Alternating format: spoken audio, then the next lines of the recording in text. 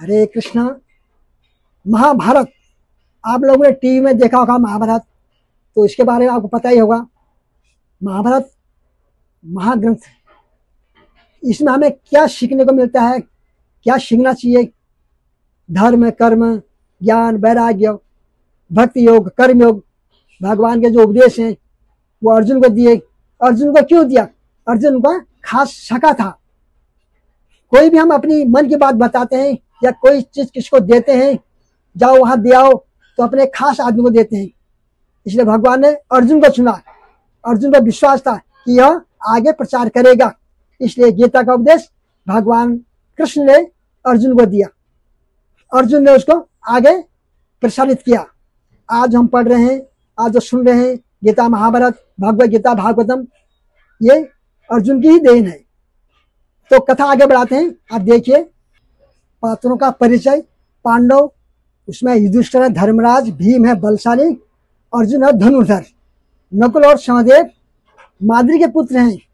ये पांचों भाई धर्म, वीरता और न्याय के प्रतीक हैं। कौरव धृतराष्ट्र के स्वपुत्र, जिनमें दुर्योधन प्रमुख है, वो अहंकारी और पांडवों से ईर्ष्यालु करता था। श्री कृष्ण विष्णु का अवतार, अर्जुन के मित्र और सारथी, उन्होंने गीता का उपदेश दिया। द्रौपदी पांचों पांडवों की पत्नी, भीष्म, द्रोणाचार्य, कर्ण, विदुर, ये महान योद्धा और धर्मनिष्ठ पात्र, जिनकी भूमिका निर्णायक रही। नंबर 2, कहानी का सारांश। उसमें प्रारंभिक कथा में हस्तिनापुर के राजा पांडु और धृतराष्ट्र के पुत्र पांडव और कौरव बचपन से ही एक दूसरे से प्रतिद्वंदी रहे। गुरु द्रोणाचार्य से शिक्षा मिली, अर्जुन श्रेष्ठ धनुर्धर बने। दुर्योधन को पांडवों से जलन थी, उसने उन्हें लाक्षागृह में जलाने की योजना बनाई, लेकिन पांडव बच निकले। फिर क्या हुआ? द्रौपदी विवाह और राज्य स्थापना। पांडवों ने द्रौपदी का स्वयंवर जीता, उन्हें आधा राज्य दिया गया, जहां उन्होंने इंद्रप्रस्थ बसाया, एक आदर्श राज्य। धूतकेला में और वनवास, दुर्योधन ने पांडवों को छल पूर्वक जुए में बुलाया, उनका सब कुछ छीन लिया। द्रौपदी का अपमान हुआ। पांडवों को 13 साल तक वनवास और 1 साल का अज्ञातवास मिला। अब फिर युद्ध की तैयारी हुई। अज्ञातवास के बाद पांडवों ने राज्य मांगा, दुर्योधन ने मना कर दिया।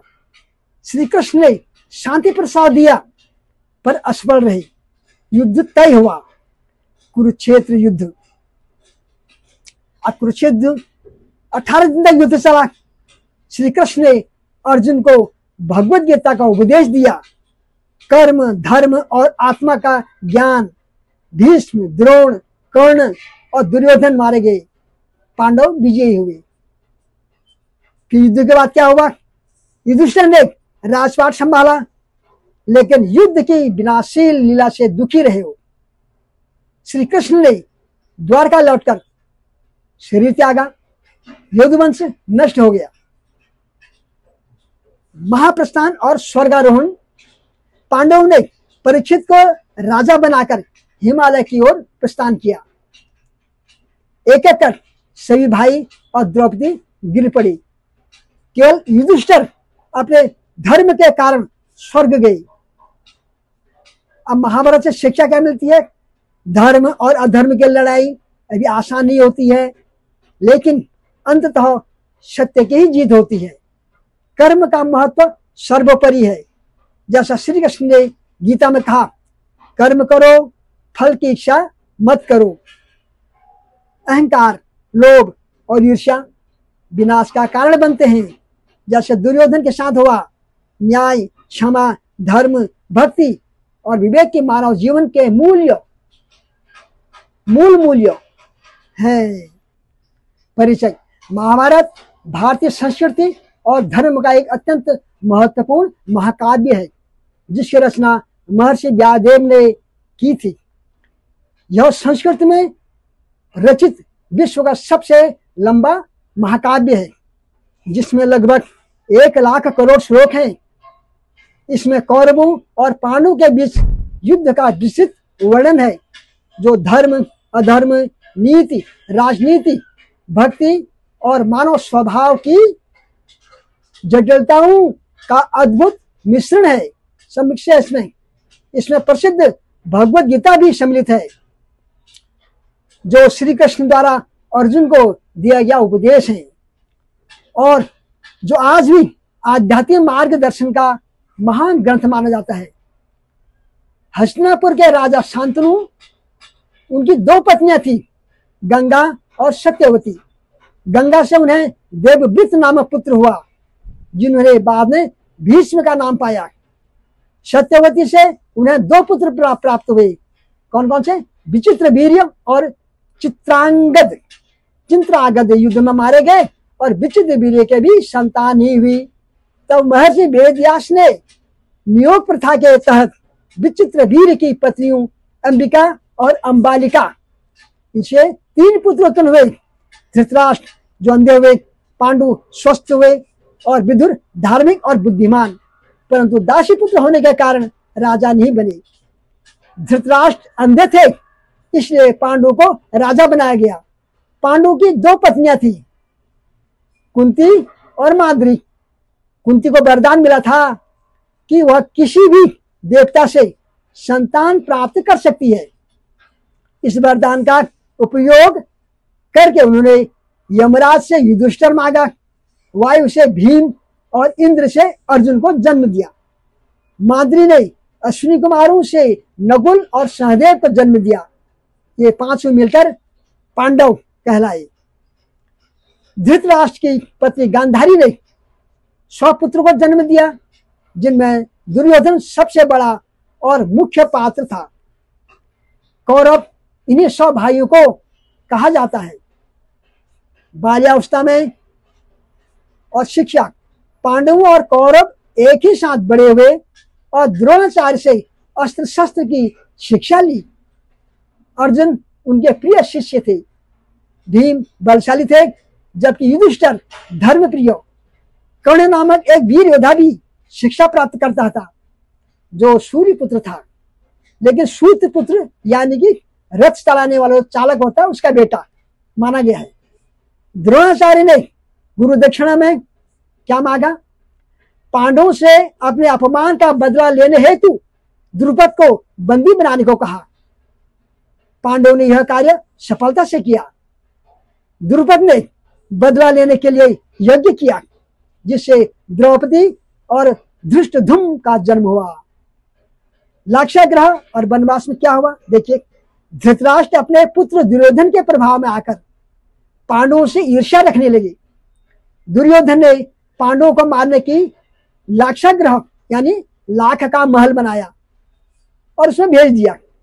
बाद में आग लगा दी, लेकिन विदुर की सहायता से पांडव वहां से बच निकले और अज्ञातवास में चले गए।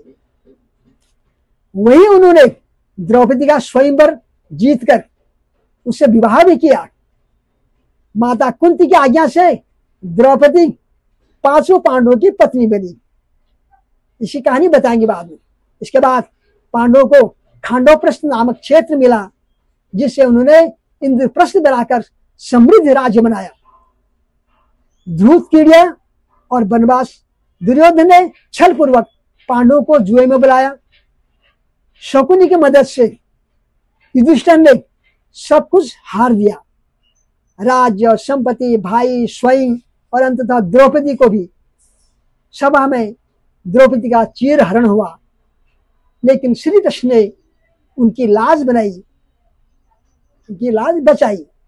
इसके बाद पांडवों को 13 वर्ष के लिए वनवास और 1 वर्ष का अज्ञातवास की शर्त दी गई। वनवास के दौरान उन्होंने अनेक तीर्थ यात्राएं की, युद्ध कौशल सीखे और भगवान श्री कृष्ण की उनसे मित्रता की। अर्जुन ने भगवान शिव से पाशुपत्रास्त्र प्राप्त किया और स्वर्ग जाकर दिव्यास्त्र भी प्राप्त किए।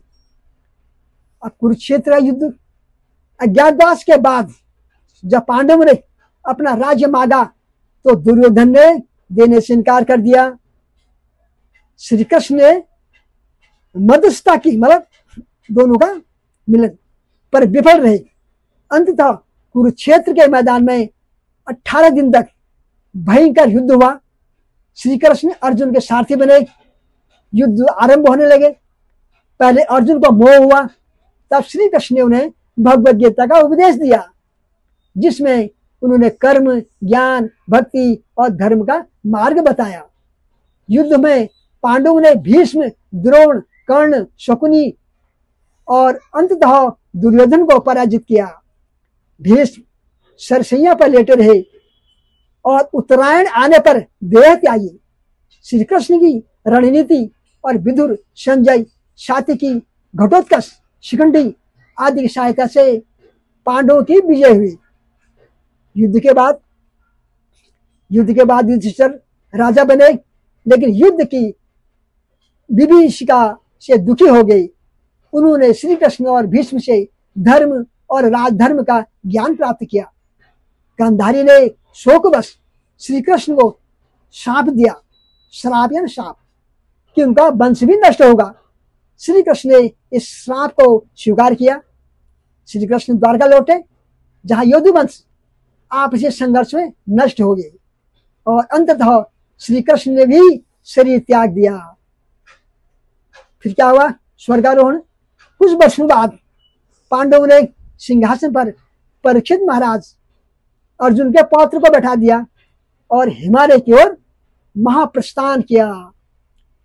एक एक कर सभी भाई और द्रौपदी मार्ग में मृत्यु को प्राप्त हुए।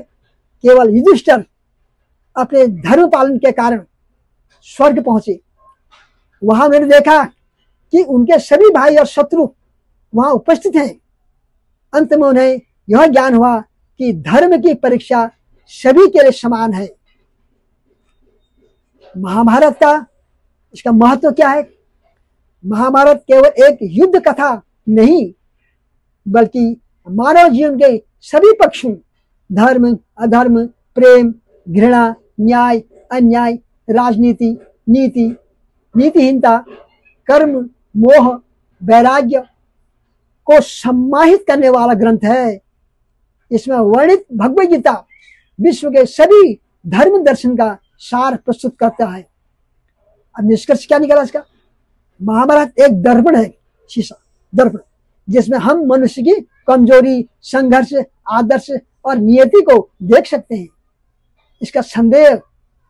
इसका संदेश है कि धर्म की स्थापना और अधर्म का नाश अवश्य होता है। यह हमें सिखाता है कि मनुष्य का धर्म क्या है और कैसे कठिन परिस्थितियों में भी सत्य और कर्तव्य के मार्ग पर चलना चाहिए। बोले श्रीमद् भागवत पुराण की जय। आपको कैसा लगा आप बताइए हमें। हरि बोल।